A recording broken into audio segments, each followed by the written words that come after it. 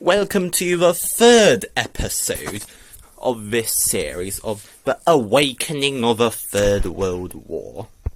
At this point it can be said that in 2031 the war is clearly at its height between the Republic and the Confederacy.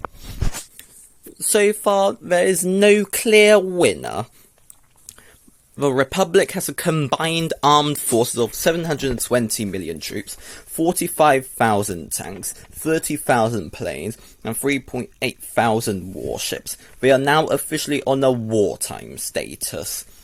The major contributors are Argentina, India, France, Germany, Poland, Saudi Arabia, Egypt, India, Turkey, Nigeria, South Africa, Indonesia, Australia, Japan, and of course the United States. And for the Confederacy, we have a combined armed force of 672 million troops. After many of their offensives and losses of many soldiers, they have lost many troops. The Republic has been able to take over for now, but they still have around 442,000 tanks, 21,000 planes, 4.5 thousand warships, still continuing to be on a wartime status. The major contributors are Brazil, Iran, Kazakhstan, China, the DR, the Congo, Algeria, and Russia. The United States has been able to secure Mexico at this point, establishing a puppet state, and they are beginning to clear up the separatist remnants in Central America before focusing entirely in the defense of Panama. The Confederacy in Southern Africa has been able to secure many territories too, however. Argentina still continues its offensive and has claimed Bolivia, and now the Janeiro offensive is launched.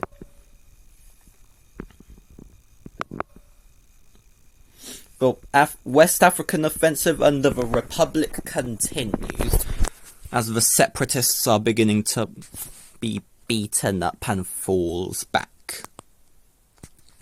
In the Atlantic Ocean, near the DR of the Congo, we've got separatist forces sending their trade between South America and Africa, trying to supply as many of their allies as possible. And this is a crucial target for the Republic to eliminate and weaken the Confederacy as much as they can.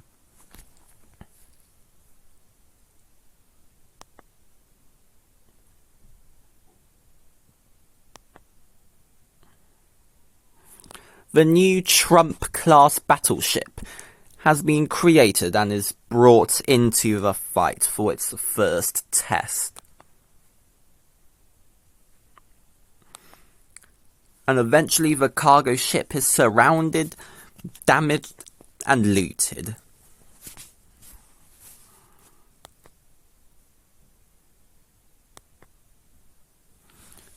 The civil war in Turkey is coming to its end as Republic troops are able to suppress the Confederacy. Eritrea and Djibouti are also slightly more secured as Sudan is liberated and Ethiopia is pressured even more. The massive invasion of Persia and the immune engagements are also continuing. India, however, sees itself isolated and eventually collapses to the Confederacy, and is divided between the separatist-controlled regions in the north. In the southwest, we've got the neutral Gandhi dynasty that won't take part in either side of the war, and the small blue remnant in the east remains under Republic influence, but also out of a war.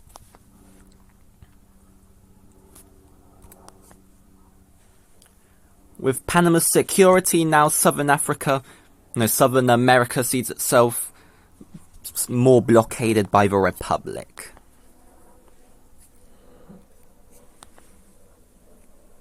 Mauritania and Mali see itself surrounded and see no chance of survival without any assistance.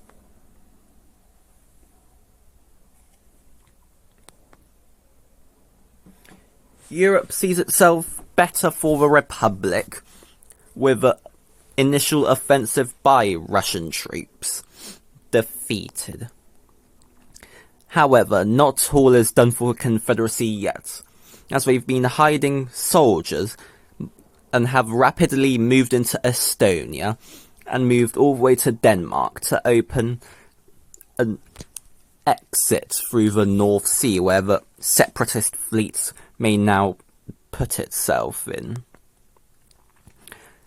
And now Spain and the UK have strained a lot of resources and soldiers into this war, and they've already got intense socialist voices emerging, and eventually these two nations will no longer be part of a war and perhaps fall to separatist hands if those socialists take over. And so a British civil war happens between Reform and Labour. Same thing occurs in Spain, but the difference is that NATO forces are more connected and can freely invade if they wished.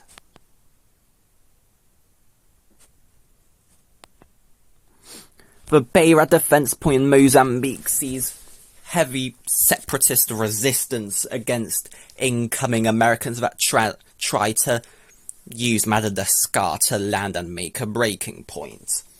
The mission of the Republic is to dismantle some recently discovered droid factories that China has been building in Mozambique to help in their manpower crisis, and also build a new and better tanks, which the Republic does not want to happen.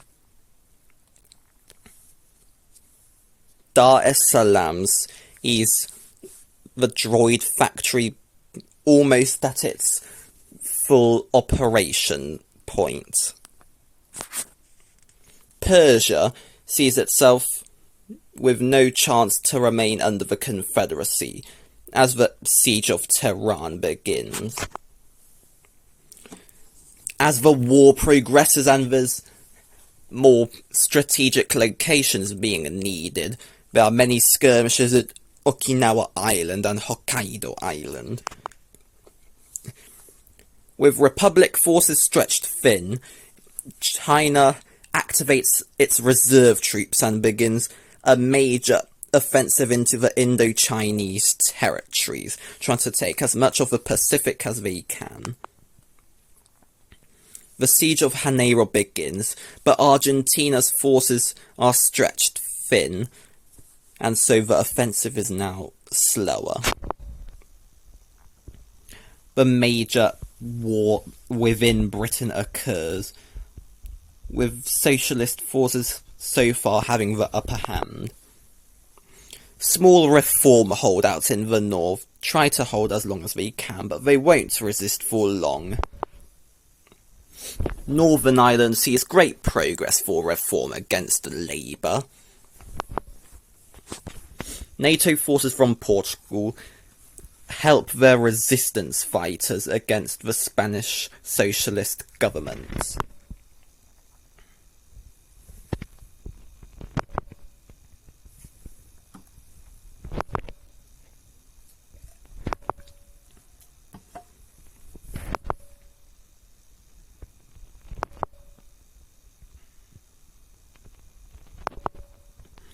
In Beira, the first new Chinese super walkers are deployed, annihilating massive amounts of Republic forces in southern Africa, and now Delta Squad, along with other SEAL units, are sent to intercept them and destroy the factory as quickly as they can.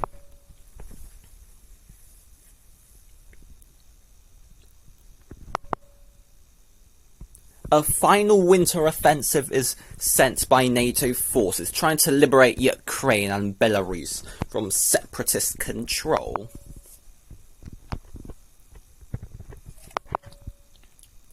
Iran is liberated, and the remaining Revolutionary Guard flee into Afghanistan and Pakistan, trying to hold their ground. Many territories in Indochina and the Pacific fall to China, as now the blockade is liberated and the economy is completely saved. Meanwhile, in Los Angeles, there is an unknown hideout where President Trump and Count Putin are discovered conspiring. Trump says the time has come to bring promised law and order. First, havoc must be created. The invasion of the United States must begin. And now, with the UK and Spain joining the Confederacy temporarily, separatist forces can be taken on the separatist fleet to Iceland, Greenland, and to America as quickly as possible, while Republic forces are stretched thin. Also, with Philippines, Taiwan, and Malaysia being under Chinese control, they can also deploy their fleet from the other side. And now future invasion of North America is very likely, with a Battle of America to begin. First, we have separatist infiltrators attacking Argentina, taking advantage that they are weak. And we've got another commando force from Russia and China landing in Alaska and securing the oil fields there, and sending extra forces to defeat NATO troops in Canada before entirely surrounding the United States. Republic fleet finds itself in defending the western coast before the separatist fleets begin to arrive. And as everything seems peaceful in the east coast, nobody expects such attack, as at this point the Confederacy is beginning to lose momentum. However, a major separatist fleet arrives, and a major battle of Washington DC is to occur. We've got separatist uprisings in the southern states, Cuba, and in Mexico, trying to reclaim their autonomy from the United States and the Republic.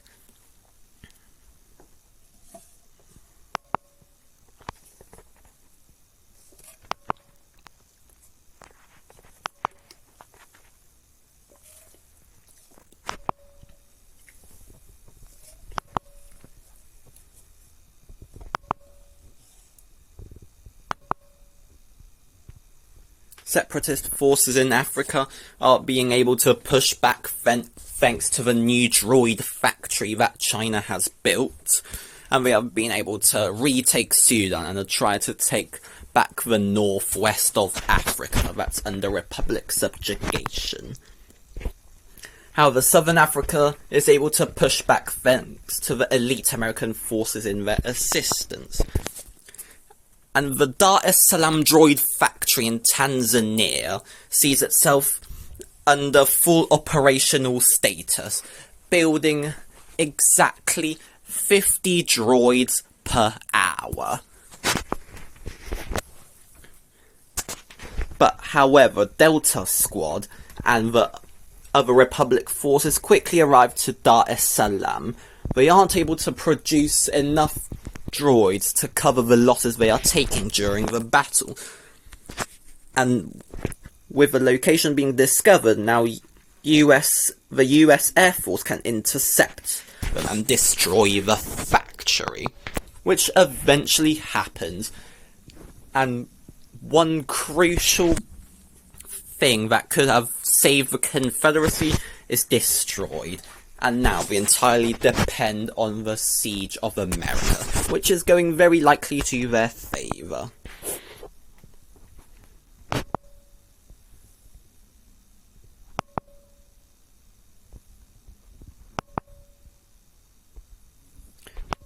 Eventually, Argentinian forces eventually surrender, and the entire South America's under the Confederacy, and now they can focus entirely on destroying the United States, capturing President Trump, and ending the war under their terms. The siege of Canada continues, with Republic forces being under intense pressure. And the first initial fight continues.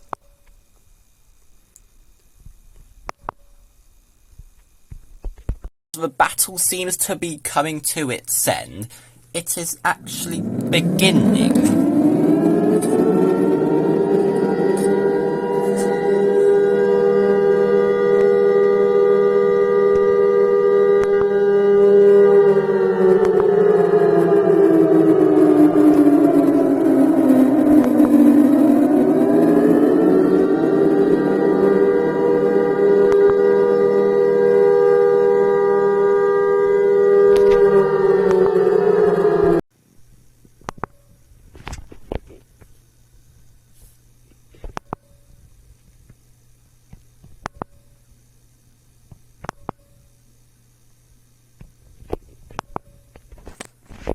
African forces supporting the Confederacy see themselves finally surrounded under the Republic. Major bombings of the crucial city of Kinshasa begins, and with that liberation, African forces going against the Republic in the region should surrender.